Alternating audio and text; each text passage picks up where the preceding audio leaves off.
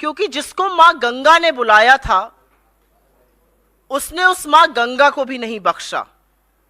और एक बार फिर, और ये मैं पूरी मुस्तैदी से, पूरे पुरजोर तरीके से, पूरी मजबूती से कहना चाहती हूं कि एक बार फिर हमने भारतीय जनता पार्टी और मोदी सरकार को कांग्रेस ने मजबूर किया कि उन्होंने अपना गलत फैसला वापस लिया और अपनी भूल का सुधार किया।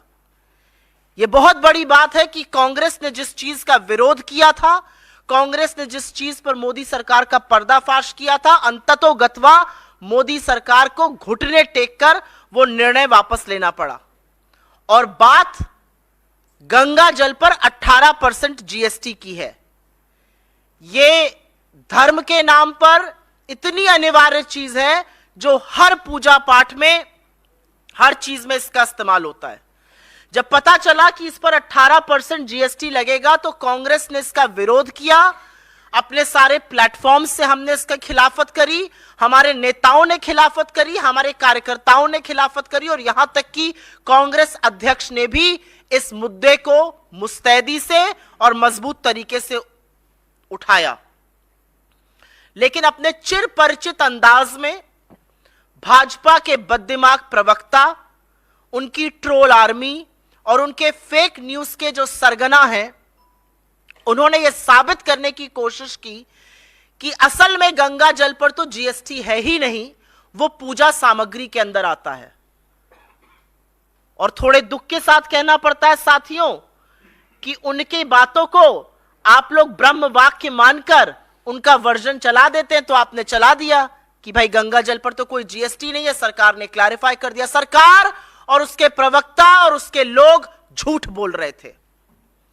गंगा जल पर 18% जीएसटी लगाया गया था और यह कहना कि नहीं था, यह कोरा झूठ था।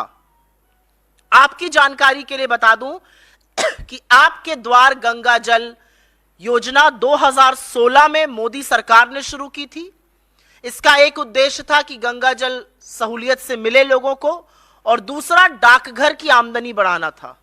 और डाकघर अधिकृत थे कि वो गंगा जल बेच सकते थे, और इसीलिए 250 मिलीलीटर की गंगा जल की बोतल 30 रुपए में बिकती। और जब सरकार का निर्णय आया, सरकार ने आदेश दिया, तो वो 30 रुपए की बोतल 35 की हो गई थी। ये मैं जबानी जमा खर्च नहीं कर रही हूं। 2 ऑर्डर, एक 8 अगस्त को ऑर्डर निकला था और एक 3 अक्टूबर को निकला था, जिसमें गंगा जल पर 18% जीएसटी लगाने का आदेश था। और अगर मेरी बात पर आपको यकीन ना हो तो प्रत्यक्षम किम प्रमाणम, ये इंडिया पोस्ट का ट्वीट है। ये सारी चीजें हम आपके साथ साझा करेंगे, क्योंकि सच को दिखाने के लिए ज्यादा मशक्कत नहीं करनी पड़ती है, और झूठ जो बोलता है उसको बड़ी मेहनत करनी पड़ती है, फिर भी झूठ ध्वस्त हो जाता है। ये इंडिया पोस्ट की एक ट्वीट है 18 अगस्त की। साफ तौर से कह रहे हैं कि 30% प्लस 18% जीएसटी पर आपको 250 मिलीलीटर की गंगा जल की बोतल मिलेगी। जिस दिन हमारे अध्यक्ष ने यह मामला उठाया और भाजपा के लोगों ने बिना पलक झपकाए आदतन झूठ बोला, उस दिन का इंडिया पोस्ट का यह पे ऑर्डर है। उस पर साफ तौर से अंकित है 30 रुपए की बोतल और 18% जीएसटी। ये इंडिया पोस्ट की वेबसाइट पर ऑर्डर करते वक्त हमने स्क्रीनशॉट लिया। तो जब कांग्रेस ने यह मुद्दा मुस्तैदी से उठाया, हमारे अध्यक्ष ने उठाया, हम सब लोगों ने उठाया, तो इस झूठ से बचने के लिए सरकार ने फटाफट आनन फानन में पहले तो इंडिया पोस्ट से 18% जीएसटी गायब कराया और लिखवाया इस पर जीएसटी नहीं है। लेकिन यह बाद में हुआ, पहले 18% जीएसटी यहां पर अंकित है। उसके बाद एक ऑर्डर इशू किया गया। यह वो ऑर्डर की कॉपी है, इसको भी हम साझा करेंगे। यह ऑर्डर 12 अक्टूबर का है, जब कंट्रोवर्सी चल रही थी। और इस ऑर्डर में साफ तौर से कहा गया है कि 8 अगस्त और 3 अक्टूबर का ऑर्डर विथड्रॉन माना जाए, गंगा जल पर जीएसटी नहीं लगेगा। इसका मतलब पहले गंगा जल पर जीएसटी लगने की जिस ऑर्डर की हम बात कर रहे हैं वो निकल चुका था।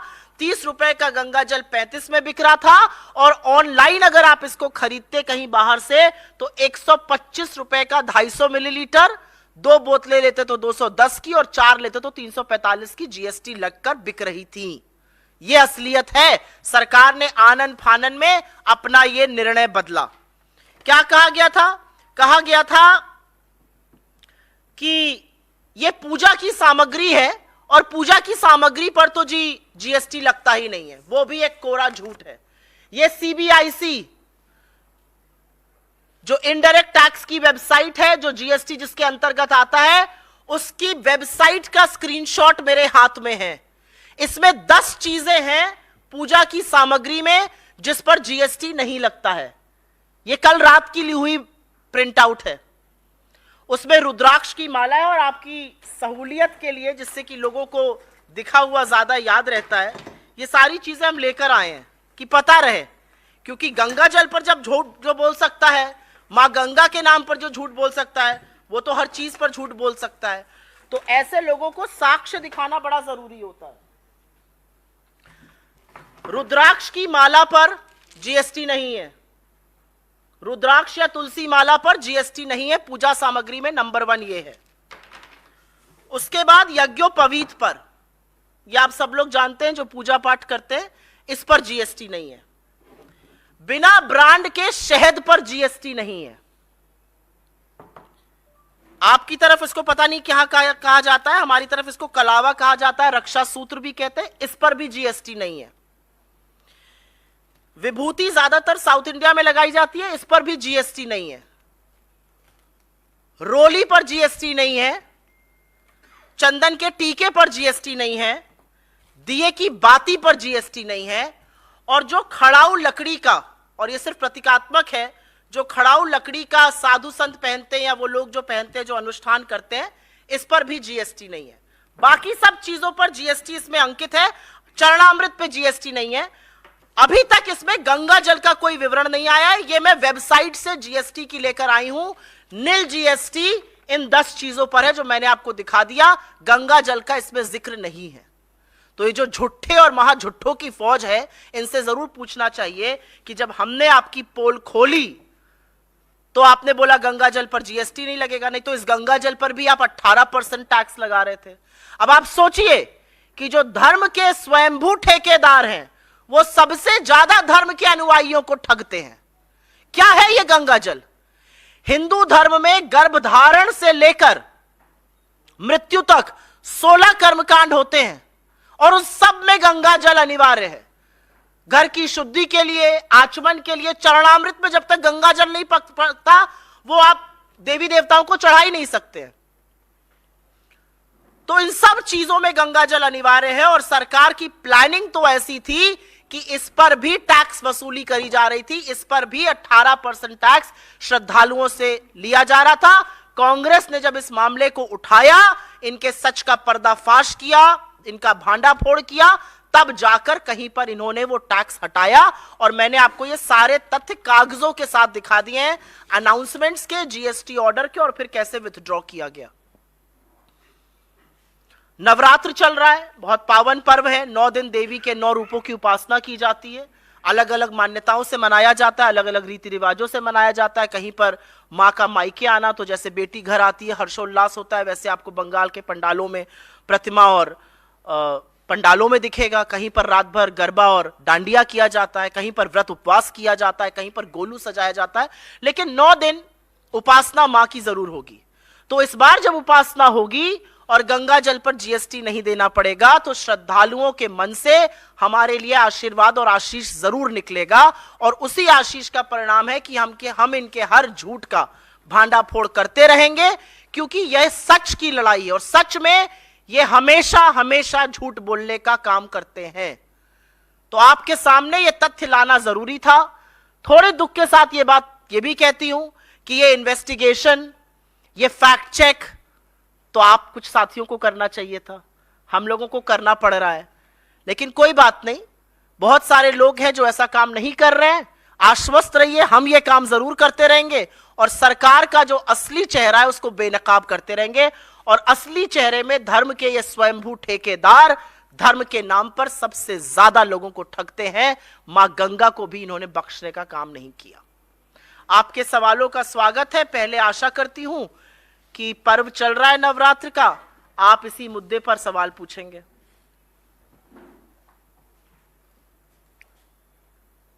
सुई टपक सन्नाटा।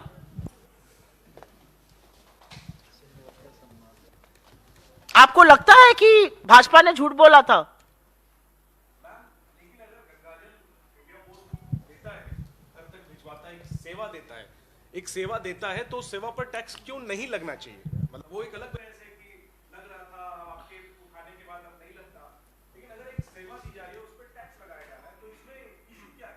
आप बहुत पैसे वाले मालूम पड़ते हैं। 18% टैक्स गंगा जल पर, वो गंगा जो अविरल है, वो गंगा जो हमारी आस्था का प्रतीक है, वो गंगा जिससे हर अनुष्ठान बिना उसके पूरा नहीं हो सकता, उस पर 18% टैक्स लगाने वाले धर्म के ठेकेदार कैसे बन जाते हैं? और अगर आपने टैक्स लगाया तो मानिए कि लगाया, झूठ क्यों बोला? मुझे इससे बड़ी तकलीफ है। आपने पहले तो टैक्स लगाया, फिर आपने अपना झूठ छुपाने के लिए लगातार झूठ बोला। कांग्रेस पार्टी एक काम नहीं करती और उसके आप सब लोग साक्षी हैं। हम झूठ नहीं बोलते हैं और डंके की चोट पर यह बात कहते हैं कि ना मेरे नेता राहुल गांधी ना हमारे अध्यक्ष, हम झूठ नहीं बोलते हैं, हम सच बोलते हैं। तो अगर कोई हमें कहता है कि हम झूठ बोल रहे हैं तो फिर हम उनकी कलई खोलकर ही दम लेते हैं। और ये सारी चीजें आपको दिखाना आपकी कलई खोलने का उनकी कलई खोलने का काम था। आपने कहा कि इंडिया पोस्ट भेजता है, ऑनलाइन की मैं बात नहीं कर रही हूं। इंडिया पोस्ट से अगर 30 रुपए की बोतल भी बिक रही है वहां पर, तो 35 की क्यों बिकेगी जीएसटी लगाकर? और अगर बेच रहे हैं तो स्वीकार करिए कि आप टैक्स वसूली कर रहे हैं भगवान के नाम पर भी। आप कह रहे हैं पूजा सामग्री में, भैया सीबीआईसी की वेबसाइट पर तो कहीं गंगा जल का विवरण नहीं है, नील में, नील जीएसटी में कहीं नहीं है। गूगल करिएगा, सीबीआईसी की वेबसाइट पे जाइएगा, कंट्रोल F करिएगा, गंगा जल ढूंढिएगा, आपको नहीं मिलेगा। पूजा सामग्री करिएगा, ये 10 चीजें आपको मिल जाएंगी जो मैंने यहां पर दिखाई हैं। तो मुझे ऐसा लगता है कि अगर आपने कुछ किया है तो उसको स्वीकारिए, दम लोके बोलिए हाँ हमने किया, झूठ क्यों बोल रहे हैं? और दूसरा, मुझे लगता है कि इतना अनवरत मिलने वाला गंगा जल पे 18% टैक्स, ये शायद श्रद्धा के साथ एक भद्दा मजाक है। जी मैं सोमनाथ, संवाद प्रतिनिधि बंगाल से।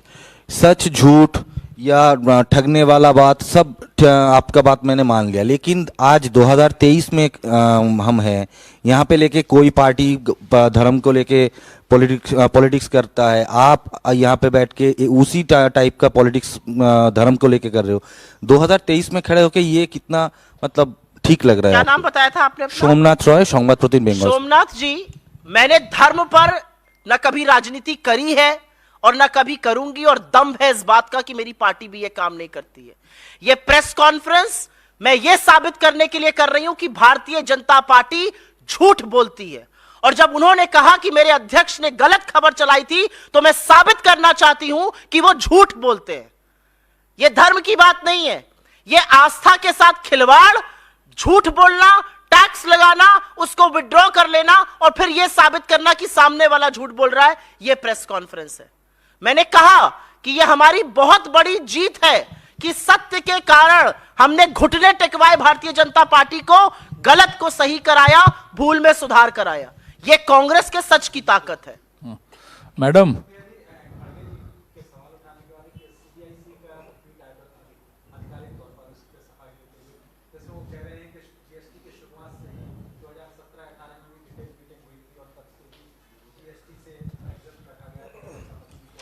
जिसने ये ट्वीट किया उसको आप ये पत्र जरूर दिखा दीजिएगा। ये जिसको भी किया है, झूठ बोलते हैं, झूठ सिर्फ प्रवक्ता नहीं बोलते हैं, मंत्री भी झूठ बोलते हैं, गृह मंत्री भी झूठ बोलते हैं, प्रधानमंत्री झूठ बोलते हैं। गृह मंत्री तो बोलते बोलते ये बोल गए कि पहला IIT एम्स और IIM भाजपा ने बनाया है। अरे आपकी पैदाइश के पहले नेहरू बना के चले गए थे, छोड़िए उस बात को। मैडम, ये चिट्ठी अभी मैं बोल रही हूं, अभी बोल नहीं चुकी। ये जो चिट्ठी है, ये GST अथॉरिटी ने रिलीज करी है, 12 अक्टूबर की चिट्ठी है और साफ तौर से कह रही है कि 8 अगस्त और 3 अक्टूबर का विथड्रॉ किया जाए। ये इंडिया पोस्ट की ट्वीट है जो कह रही है 18% GST लगेगा। तो कौन इसमें झूठ बोल रहा है? ये इंडिया पोस्ट से ऑर्डर करके 18% GST अंकित है। झूठ कौन बोल रहा है? झूठ मोदी सरकार और भारतीय जनता पार्टी बोलती है। ये सारे साक्ष्य अगर झूठे हैं, इन सब लोगों को बर्खास्त कर दीजिए, लेकिन झूठ नहीं है, झूठ सरकार बोल रही है। मैडम, सीबीआईसी की वेबसाइट में मुझे ढूंढकर बता दीजिए ना गंगा जल कहीं पर। जी कई पूजा सामग्री आपने दिखाए जो दुर्लभ है, मुश्किल से उपलब्ध होता है, वो सभी जीएसटी से मुक्त है। और ये दुर्लभ है, इसमें से कोई भी चीज दुर्लभ नहीं है। जैसे जैसे रुद्राक्ष वगैरह आसानी से उपलब्ध नहीं है, वो जीएसटी से मुक्त है। लेकिन जो गंगाजल गौमुख से लेके कलकत्ता तक सरल उपलब्ध है, उस पर जीएसटी लगाने के पीछे क्या मंशा सरकार का रहा होगा?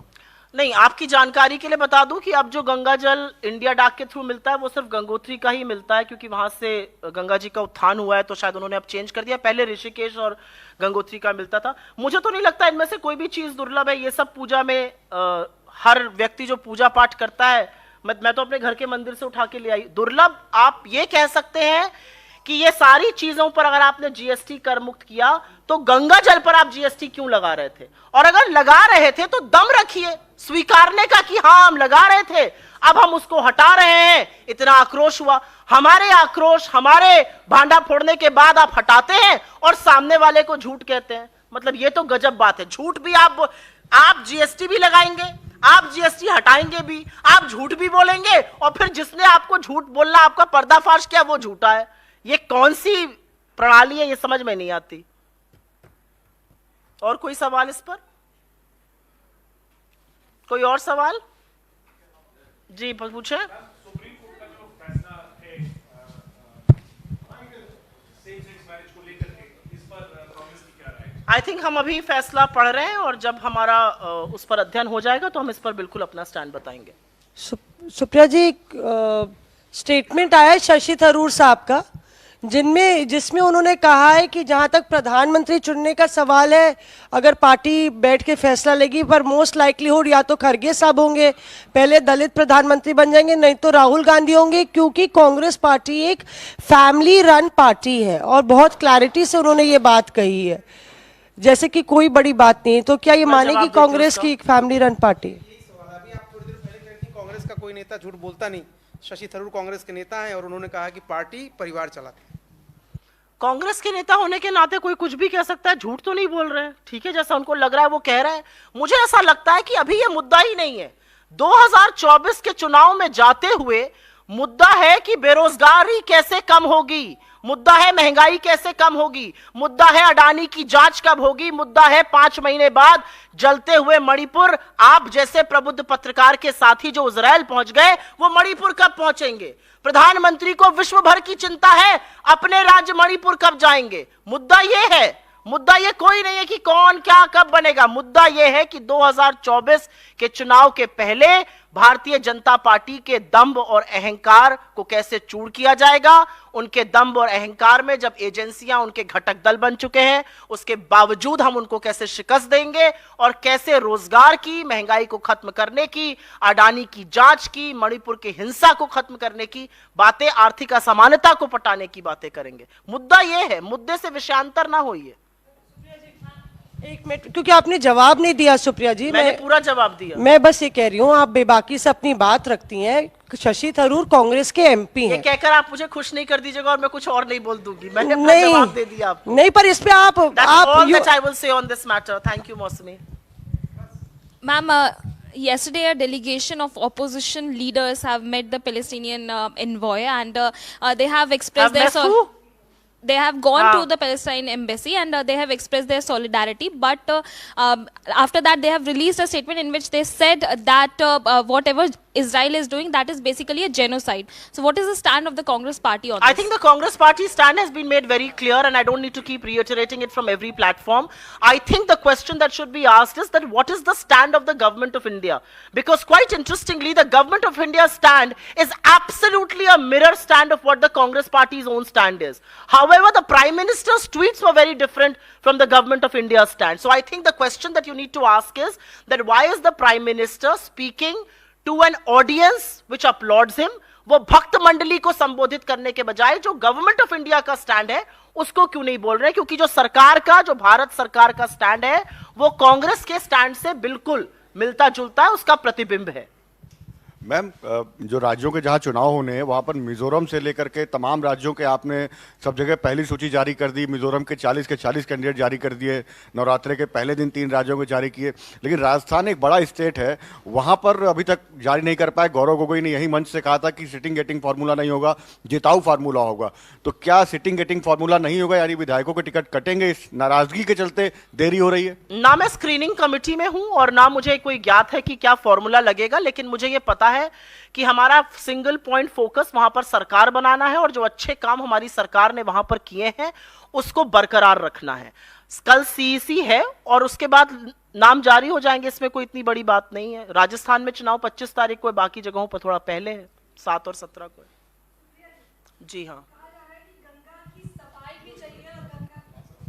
कहा जा रहा है कि गंगा की सफाई भी चाहिए और गंगा की सेवाएं भी चाहिए, तो जीएसटी से विपक्ष को ही आपत्ति है, आम जनता को नहीं। बीजेपी नेता कौन कह रहा है ये?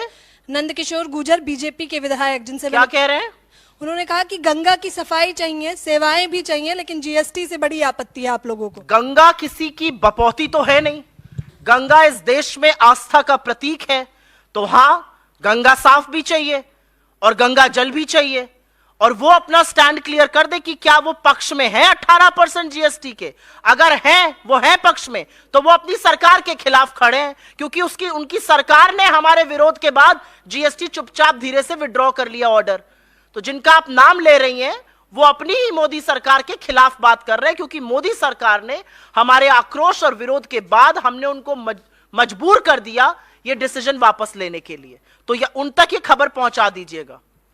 मैम, एक सवाल इधर, मध्य प्रदेश में एक वीडियो वायरल हो रहा है जिसमें कमलनाथ एक कैंडिडेट को कहते हुए सुनाई दे रहे हैं कि आप जाइए दिग्विजय सिंह और जयवर्धन के कपड़े फाड़िए, उनकी वजह से आपको टिकट नहीं मिला।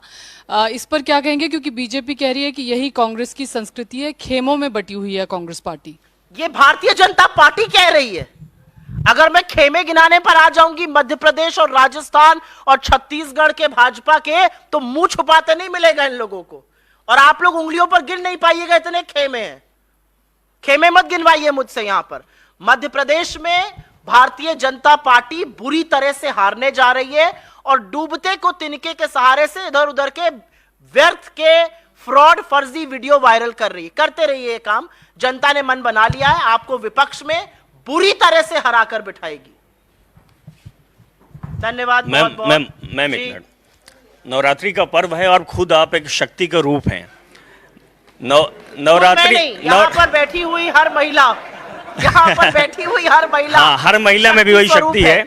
नवरात्रि में यहाँ पर बैठी हुई इस देश की हर वो महिला, आधी आबादी जी शक्ति का स्वरूप। बहुत बड़े मैम, ये बात अगर आपके जैसे पुरुषों को और समझ आ जाए तो फिर उनके खिलाफ अत्याचार होना बंद हो जाएगा। एक्चुअली क्या है कि समझ में हर किसी को आता है, कोई जता देता है, कोई जताता नहीं। मैं ये कहने वाला था कि सवाल इस विषय पर कब आए जिसमें प्रेस कॉन्फ्रेंस हुई। नवरात्रि में इसका खुलासा हो रहा है। हम अमूमन ये देखते हैं कि भारतीय जनता पार्टी धर्म का सहारा लेती है और राजनीति करती है।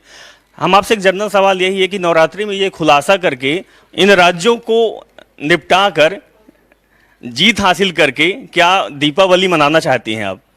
मुझे ऐसा लगता है कि नवरात्र में हर श्रद्धालु और हर भक्त जब पूजा करेगा और जब उसको पता चलेगा कि वो गंगा जल पर जीएसटी नहीं दे रहा है, तो वो हमें आशीर्वाद जरूर देगा, और उस आशीर्वाद की ताकत से और अपने कामों से, अपनी गारंटी के बूते पर हम सरकार बनाएंगे सारे राज्यों में जहां चुनाव हो रहा है, और जगमगाती हुई दीपावली भी मनाएंगे। धन्यवाद।